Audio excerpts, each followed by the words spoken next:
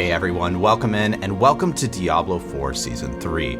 Today I've got 4 starter builds for you for your Necromancer start. Now, these 4 builds are builds that I've perfected over the last couple of seasons, and they're all very, very good. In fact, which one is meta is up for a little bit of RNG, depends which aspects drop for you, but we're gonna get into it. Now, let's start out with one of my favorite leveling builds, Corpse Explosion. Now, Corpse Explosion this season, I think, is going to be a little bit faster than the other ones, and let me explain why. It's because of Decompose. Now, the Decompose tooltip here on MAXROLL has not been updated yet, but Decompose, particularly Initiate's Decompose, as we just saw in the patch notes, now gives a 30% movement speed bonus. This is actually really, really important because Necromancer has a massive problem with movement speed early on. Those very early levels, like levels 1 to 35, getting your golem out, getting some of those initial dungeons done so you can get aspects under your belt to actually get your build online, can be very, very tough. So this 30% movement speed is really going to get you through sort of the beginning of your story, so the season storyline that you need to do, and it's going to make sure that you don't fall behind some of those other classes like Rogue and Sorcerer who get teleports very, very early on, as early as level 4 to 7, and now you can probably keep up with them, if not fall behind nearly as much. Of course, you'll still want to prioritize movement speed on boots and amulet as soon as possible to make sure that you keep up movement speed wise.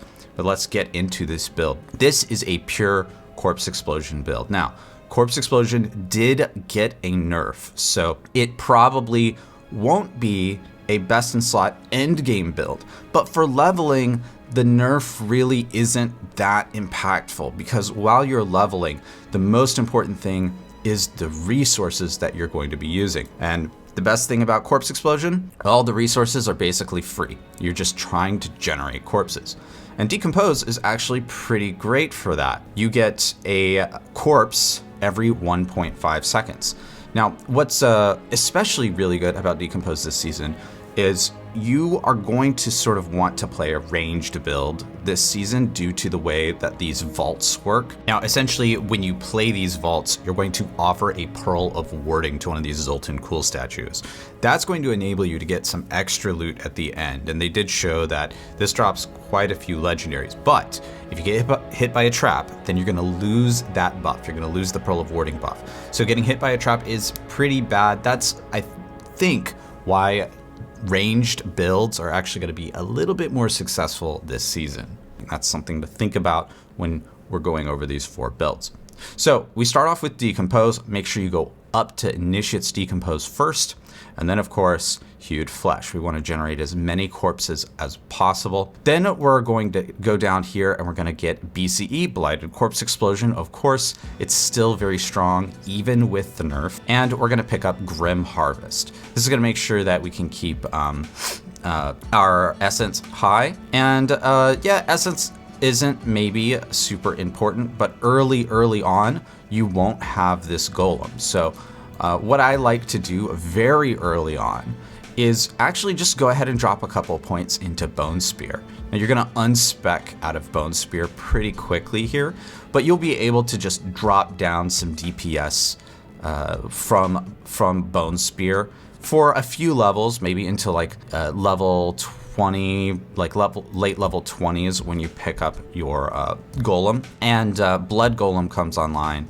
level 32, I believe, off the top of my head. So Blood Golem is going to be really important for the build here, and you'll see that shortly. We pick up Blood Mist fairly early because it keeps us alive, especially if you're a hardcore player. You're going to want to pick that up a little bit earlier than most other folks. Death's Embrace and Death's Reach are great damage abilities. And then, of course, Corpse Tendrils to stun and pull everything together. This is, in fact, very impactful while you're leveling. And every single build pulls it in. This is actually one of Necromancer's best abilities. Being able to pull enemies in and suck them into one spot, it is very impactful late game. However, it's almost more impactful while you're leveling because the density is lower. So being able to pull everything in and then stack your Blighted Corpse Explosion on top of them is a very great thing to do. Of course, you get vulnerable when you do that as well. We're going to grab a Reaper's Pursuit, Gloom, and Terror. Crippling Darkness you can pick up later, as well as Necrotic Carapace. So first you're going to pick up Standalone. It's very, very good damage reduction. It's very good DR. And then when you pick up Memento Mori and Standalone, this is when you're going to go ahead and sacrifice your minions. Until you pick these nodes up, you're going to make sure that you keep your minions. They are very useful until, I want to say, the late 20s, the early level 30s, when they fall off really, really hard. Now then after that, you're going to pick up Bone Storm. And the reason you want to go in this order is because once you pick up Bone Storm, you just simply won't have room on your skill bar to keep your skeletal warriors and your skeletal mages anymore. It's time for them to go. After that, you're going to pick up your Golem, and you're going to go for Golem Mastery. Now, very early on, your Golem, I know this sounds crazy, but Golem is actually very good this season. In particular, the Blood Golem. They changed Blood Golem so that it now does all of its damage in a very small AoE. In other words, it has a cleave. If you're familiar with Dungeons & Dragons, it has a cleave. So basically, it'll do this small AoE around it. And everything that it hits not only heals it, so you don't have to worry about your Blood Golem actually dying, but we're going to be using Hulking, which you can actually unlock from a dungeon here. You can get it from the Sepulchre of the Forsworn in Kyrgyzstan, and that's going to reduce the cooldown of your active ability with Blood Golem, which actually does some really good damage. It's almost like having a free blood surge every time you cast it. So it does a lot of damage. It also makes sure that your Golem stays alive, and it can spawn a corpse, right? So this is the other thing. This is like feeding back into that corpse explosion sort of engine that you want to build up as you're leveling with this build. Of course, once the build reaches like level 35, it's going to hit Shadow Blight. Shadow Blight is where your damage is really going to skyrocket. And let's talk about this for a second, because a lot of people have not run a Shadow Golem Mancer sort of build. This is something that I've actually specialized in even since pre-season 1.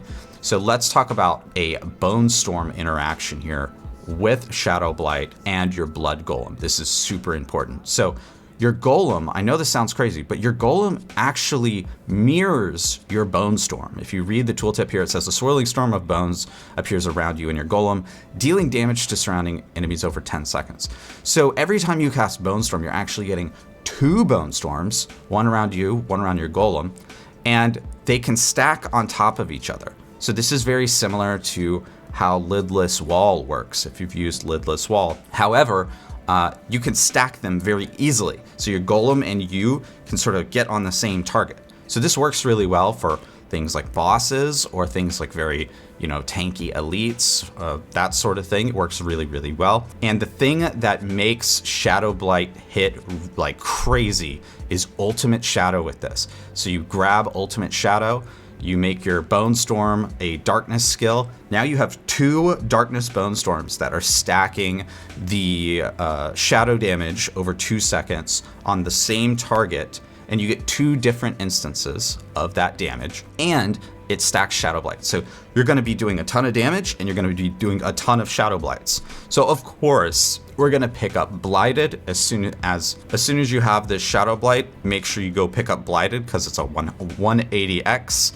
If you pick it up from the dungeon, of course, it's a 75x, but still, a 75x on an amulet early on is very, very strong. And of course, all of the other sort of like Shadow Blight things, if you find them, are very strong early on. So Decay is very, very strong. It's going to make sure that your Shadow Blight does tons and tons of damage. Of course, for survivability, you can't beat Shielding Storm. disobedience for more survivability. And then at that point, you can really start going into things like explosive mist. You can go into blood soaked, and you can really start sort of getting everything online. But with this build, what is sort of like the first thing that you want to do? These are a lot of legendary aspects. And you're probably not going to get these online until you're pretty close to like, level 50. So what do you get first? Well, in my opinion, I think one of the first things that you're going to grab actually is Might. Might can be grabbed here from Dark Ravine in Dry Steppes. It's a very early 20% damage reduction bonus. And you're going to be using Decompose a lot very early on with this build. It's going to be helping you get that 30% movement speed buff. It's going to be generating some corpses for you. So going ahead and getting 20% DR really early, it's going to keep you alive. It's going to make it a lot easier to sort of just stand in damage, because with Decompose, you're going to be sitting down to stand in damage. Now, as soon as your Golem comes online, when your Golem comes online, you want to go grab Hulking. You can grab it from Sepulchre of Forsworn. You can grab it pretty early. And then from there, you can grab the rest of these, of course, Blighted, that sort of thing. You can kind of get these online as you need them. Of course, as you're leveling, you'll want to sacrifice your minions. So I find the Defender sacrifice, this is a change from to Season 2. They changed this sacrifice to give you 20% all res. Now 20% all res this early on while you're leveling, in tiers 1, 2, and 3 is extraordinarily powerful. It's extremely, extremely powerful. It's hard to get this much all res this early. So 20% all res is just insane. I would go ahead and pick that up. I would also pick up, actually this is wrong. There we go. I would also pick up the Cold Sacrifice. It's 15x to vulnerable enemies, and you're gonna be making enemies vulnerable with Corpse Tendrils often enough that it'll make a difference. And then finally, you're gonna get the Blood Golem, and you're gonna give it this upgrade. The Blood Golem absorbs 15% of the damage that you would take. This makes you super, super tanky. You might read this and think that this is 15% DR, but it's actually far more impactful than that. This is basically its own sort of damage bucket, if you will, and it acts independent from damage reduction stats on your gear. So this is very, very powerful. The Blood Golem is very, very good, and the Blood Golem's not gonna be dying anytime soon. So this build right here, this leveling build 1 to 50, this is probably what I'm gonna use to level. And my end game build that I'm planning right now is Bone Spirit. I'm gonna make sure I get a video out to you guys before the season start on Bone Spirit. But maybe this build, if you're newer to the game, this build is not gonna be great for transitioning into Bone Spirit. So maybe you want something that's gonna be a little bit easier to transition into Bone Spirit. And for that, I have a Bone Spear leveling guide for you. Now, Bone Spear, this is a leveling build that I've been using since pre-season 1, and it's been very strong every single season. The nice thing about this build is that it comes out of the gate swinging. At level 1, you're picking up Bone Spear. So you're doing insane damage right away. But the thing that this build struggles with, that you're gonna have a little bit of a tough time with if you don't know what you're doing, is essence generation. So this Bone Splinters skill that you're gonna pick up right away. This is really, really important. You're gonna make sure you pick up Initiate's Bone Splinters. It gives you a 20% chance to make enemies vulnerable for 2 seconds right away, because getting vulnerable on enemies is not gonna be something that comes online for a few levels. Now, once you get perma vulnerable on all the enemies, then you can kind of swap this off and you can get this 8% crit chance. But right away, you're gonna take this Initiate's Bone Splinters at level 1. After that, you're gonna go into your Bone Spear, and you're gonna go into Paranormal Bone Spear. Now, when you first, at level 1, you're going to go for Supernatural Bone Spear. This is going to make sure you get vulnerable right away. And then once you get Splintering, once you've done that first Splintering dungeon, then you swap over to Paranormal Bone Spear. So you have this sort of, with Bone Spear, you have sort of this optimized route where you start with Initiates, you start with Supernatural to make sure you're getting your Vuln. And then once you get Splintering, then you're going to swap over to these other nodes, which are slightly better once you have Splintering in hand. Of course, you're gonna pick up Unliving Energy and you're gonna pick up Imperfectly Balanced. Now this makes Bone Spear more expensive early on. So if you're still having essence troubles, maybe you come back and pick these up later. But I really, really like these. Once you max out Bone Spear, it really makes Bone Spear hit enemies very, very hard. You're gonna go for Hued Flesh. Hued Flesh is good pretty much on any Necromancer build. It's free corpses that you're gonna be able to generate. And you're gonna wanna pop those corpses for some extra damage. Now, I recommend going 1 point into Corpse Explosion when you first start. Don't pick up BCE, in my opinion, right away. And then go 3 points into Grim Harvest. You will come back to pick up BCE. There are good reasons to have BCE besides just the fact that it does damage. But you'll kind of come back to this, right? I do like putting 1 point into Blood Mist right away to make sure that you can survive in dangerous situations. And that's really just to sort of fill out your skill bar down here and make sure that you have skills for everything.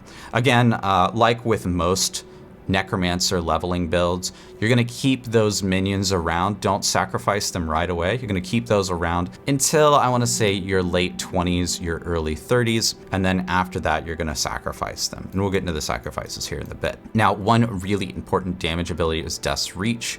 With this build, this is a damage to distant build, right? So you're gonna be away from enemies for quite a while. And actually, one really strong thing about leveling with Bone Spear is the season theme with these vaults is going to really require you to do damage at a distance with ranged sort of damage, because you don't want to stand in these traps. Like, you don't want to be forced into melee range with the way the season theme is going this season. So being able to stand back, cast Bone Spear, I think is going to be very strong, especially while you're leveling.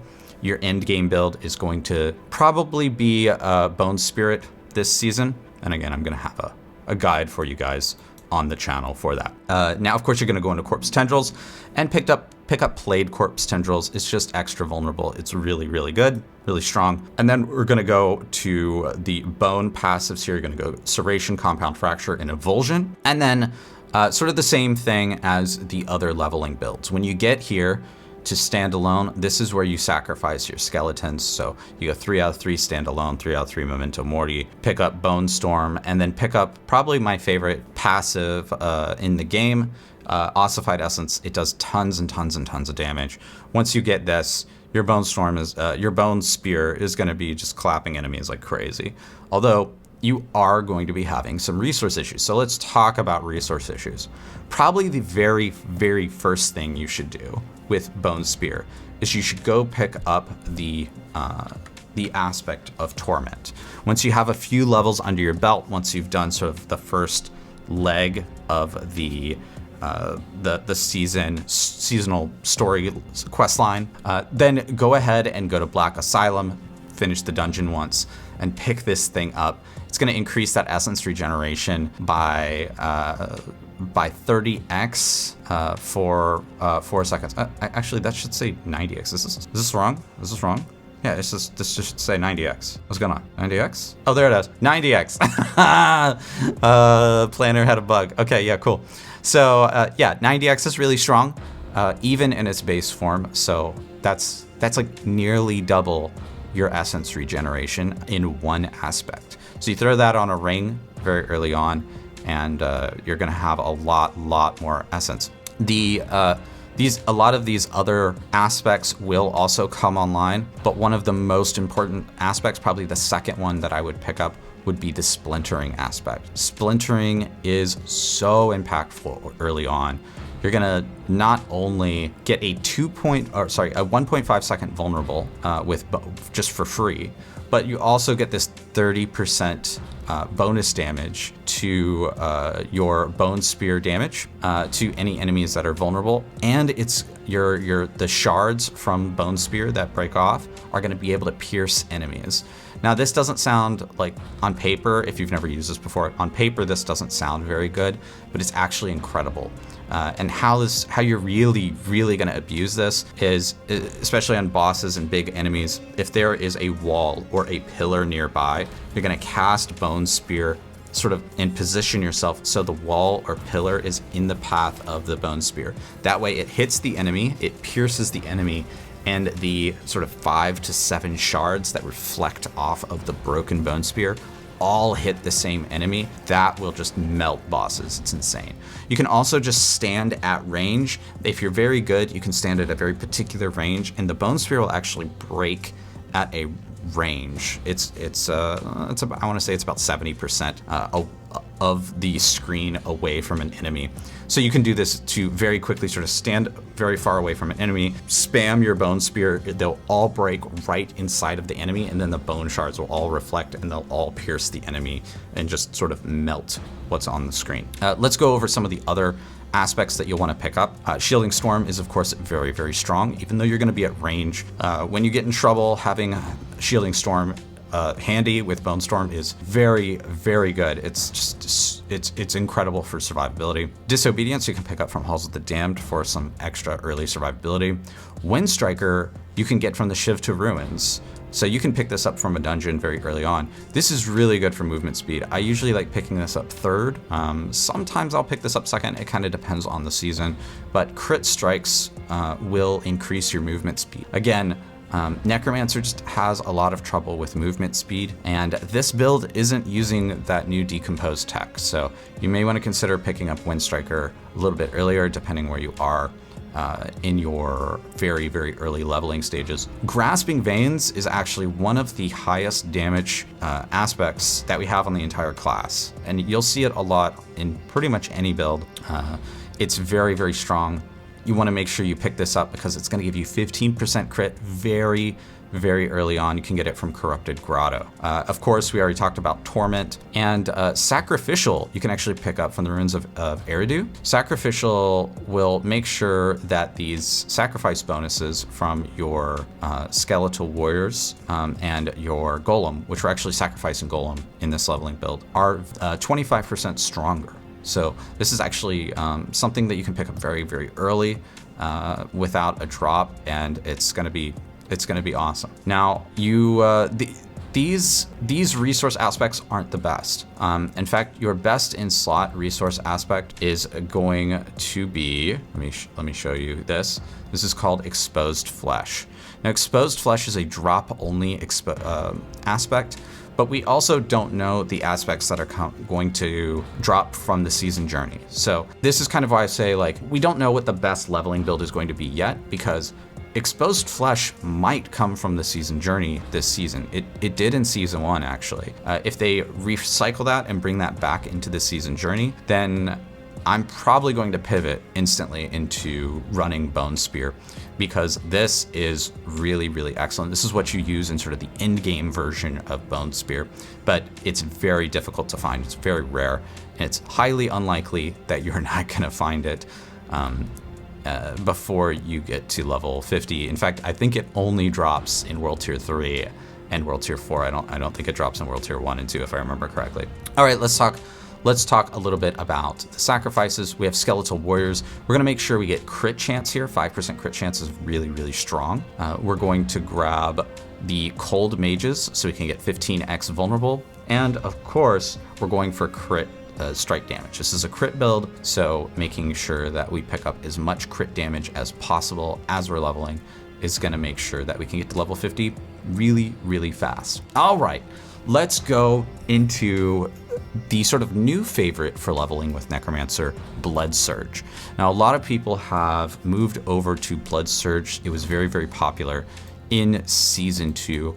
And one of the reasons that Blood Surge was very popular is density. Now, I think that without things like the dopamine tunnels or the vampire zones, that Blood Surge will actually do a lot worse. So this build is really contingent on the fact that you're leveling with a lot of density. If you're doing dungeons, if you're running dungeons and you're hitting a lot of bosses and you're hitting a lot of like single target strong elites, or even just, you know, just a couple of things on the screen at a time, just even a lot of elites for that matter, then Blood Surge really falls off hard. It really just does not perform. And you need to have some much better single target. Any of the other 3 builds here do much better single target. Blood Lance, Bone Spear, or Corpse Explosion do much better single target than Blood Surge. However, if Dopamine Tunnels is unchanged, and or if the season has some very early obvious density, this might be where you pivot into. You might pivot into Blood Surge pretty early on. Now Blood Surge does, again, it starts falling off hard around level 40, level 50, and it's really hard to make it good, especially going into World Tier 3. Some people might find one spot just to level Blood Surge. In Season 2, I've met some people that were just doing Dopamine Tunnels all the way to level 100, and so they did Blood Surge and they just ran that one dungeon, I think like 1,000 times or something like that. But I guess what I emphasize here is that this is what Blood Surge is good at, is it's good at density. And what's really important about Blood Surge here with density is the overpower hit. So when you take Blood Surge right away, you want to make sure you get paranormal Blood Surge. The Blood Surge overpower, its damage actually will go all the way to the edge of the screen. So its AoE is actually crazy. The regular Blood Surge attack, yeah, it does some pretty good AoE damage. It covers, you know, sort of like the center of the screen, but the overpower goes all the way to the edges of the screen, and it's really strong. Now overpower also got a nerf, so maybe maybe Blood Surge isn't as good as it was last season, and I think we might see the leveling meta here shift just a little bit. So let's talk about Blood Surge, because Blood Surge and Blood Lance are actually 2 builds that are very close to each other. So you may start off with Blood Surge for sort of those first, I don't know, 20 levels or so, get you into like level 25, get your golem out, and then you might find a really important aspect and then be able to switch into Blood Lance and go even faster. So let's go into this. Actually, Hemorrhage is the basic skill we're going to be using here, and in fact, I love Hemorrhage. This is my favorite basic skill on the Necromancer.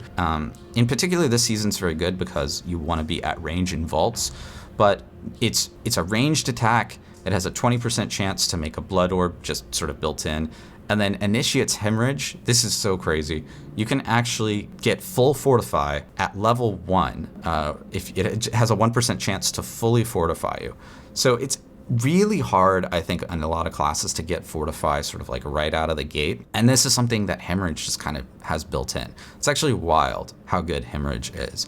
It's unfortunate that it's not in more builds. In fact, I might theory craft a, based on the patch notes, I might theory craft a basic build with Hemorrhage and or with Bone Splinters and Bone Spirit. Those are sort of 2 basic builds that I've been looking at ever since the patch notes dropped. Now, of course, immediately after you pick up Hemorrhage, you're going to go into Blood Surge, you're going to go into Paranormal Blood Surge, and you want to max this out as soon as possible. A lot of your damage is going to be coming from Blood Surge. So, of course, we take Imperfectly Balanced for that. You'll want to stay alive, of course, so picking up 1 point into Blood Mist is going to be really important for you, and going up to Ghastly Blood Mist to pick up some extra corpses that you can then harvest with Grim Harvest and Hewed Flesh.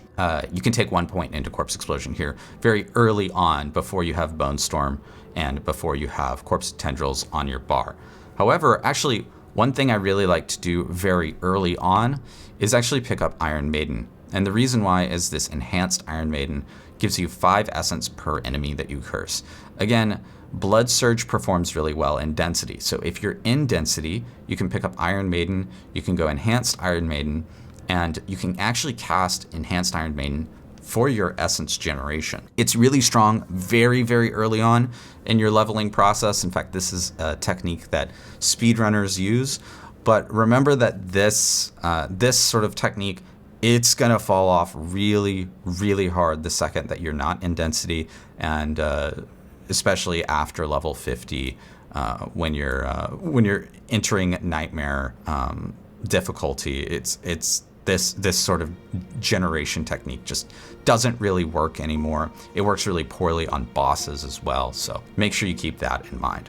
Of course, Death's Embrace and Death's Reach are both good for Blood Surge because you're both going to be in sort of melee range and at a distance. And of course, we just take all of the blood talents except for Gruesome Mending. We don't really care about Gruesome Mending on Blood Surge. Coalesce Blood is going to give us some more damage.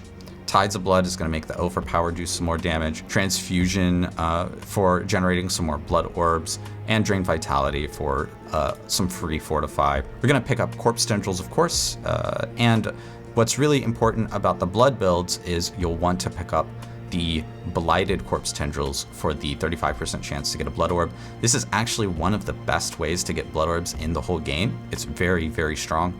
It's actually really excellent, especially when you get the Sacrilegious Ring later down the road. Of course, you'll want to pick up Standalone and Memento Mori, and when you do that, you'll want to sacrifice the Skeletal Defenders, and you'll want to sacrifice your Shadow Skeletons. You can also sacrifice Cold here, but I actually like Shadow in particular for Blood Surge because you really do have some essence issues to solve. So having 15 more essence early on is really strong. Then of course you'll want to go into Bone Storm. And one thing that I'm including in a lot of builds this season is leveling with the Blood Golem. So I do pick up 3 out of 3 Golem Mastery, and I throw the Blood Golem on bar and use its active quite a lot. It does a lot of damage. It takes a lot of damage for you. And for that, we're going to take the Blood Golem absorbs 15% of the damage that you would take upgrade. Of course, we're taking Rathma's Vigor. And the reason why we really like Blood Orbs is because of Rathma's Vigor. It's going to make sure that we're overpowering more often with Blood Surge, and that we're doing far more damage with Blood Surge, especially to those giant packs of enemies that we're going to be farming with this build. Now finally, let's talk about essence generation with Blood Surge, and in fact we're going to use the same mechanic for Bloodlance, which we're going to talk about here in a second. We're going to be using Potent Blood. Now what's awesome about Potent Blood is that Potent Blood actually unlocks from Betrayer's Row, which is really easy to get to. You can ride there from Fractured Peaks. It's maybe the easiest sort of good essence generation aspect that you can get in the entire game. I think it's really strong. The problem is that generating blood orbs can be very difficult. So you'll notice that we talked a lot about generating blood orbs. So we have, blood orb generation here from Blighted Corpse Tendrils. We have blood orb generation here from Transfusion. And in fact, if you can get it, it's a drop only aspect. Getting blood orb generation from Embalmer by blowing up corpses can be very good as well. But essentially, you're going to get 10 essence for every single blood orb that you pick up. And that can be very strong, especially early on. So this is maybe one of the very first things I would do on the build is actually go pick this guy up. Now, if you're speedrunning, you might be able to ignore this mechanic and just kind of go for level 50 right away with Enhanced Iron Maiden and just run Iron Maiden. But that kind of leaves your build in a very odd place, and it doesn't let you transition into Bloodlance if you want to go that direction. So let's talk about Bloodlance. So Bloodlance, it's basically almost exactly the same build. It's almost exactly the same. If you look up here, you see that Bloodlance has pretty much the same exact skills, except instead of taking Blood Surge, you take Bloodlance.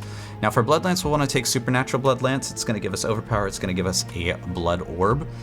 But one thing I want you to keep in mind for Bloodlance is there's 2 aspects that make Bloodlance come online. The first one is, of course, Potent Blood. So if you pick up Potent Blood, then you're going to need that extra essence. You're going to be able to cast many Bloodlances. And then the next one is Gore Quills. Now, Gore Quills can drop on difficulty tiers 1 and 2.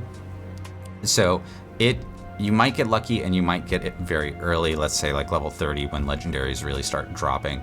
But if you're going for Bloodlance, make sure that you are opening those silent chests, make sure you're killing treasure goblins, make sure you're basically sort of farming the things that are available to you to really unlock some of these drop-only aspects earlier on. And if you hit a Gore Quills, and let's say you're playing Corpse Explosion or you're playing Bone Spear, you at that point may definitely consider swapping to a Bloodlance build.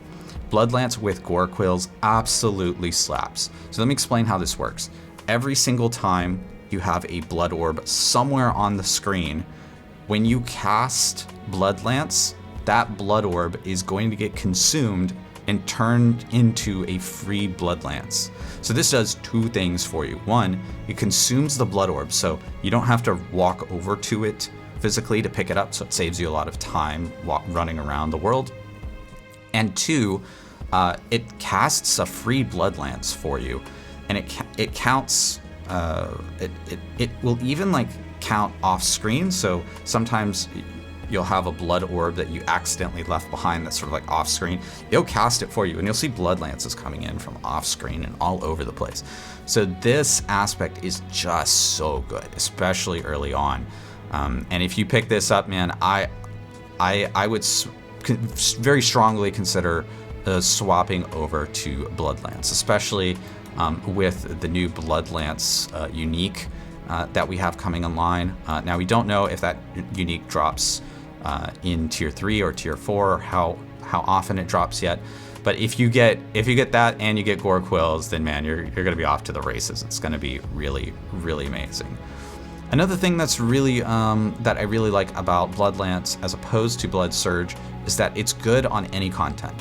So it can be good in density, it can be good on bosses, and it sort of synergizes a lot better with Rathma's Vigor and with Drain Vitality and Transfusion. So it has it sort of gels better with the Blood fantasy, so to speak, in my opinion, and it can just do really, really incredible damage. In fact, we had some end-game Bloodlance builds that were performing pretty good. I don't want to say they were quite as good as the Infamous Black River builds, but they were pretty far up there. Now, one thing to consider is that Overpower did get nerfed in the patch notes.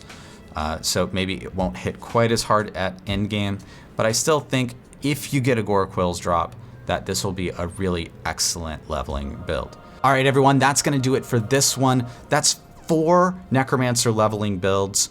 Which one are you going to use to level? Let me know down in the comments, and I'll see you in the next one. Peace.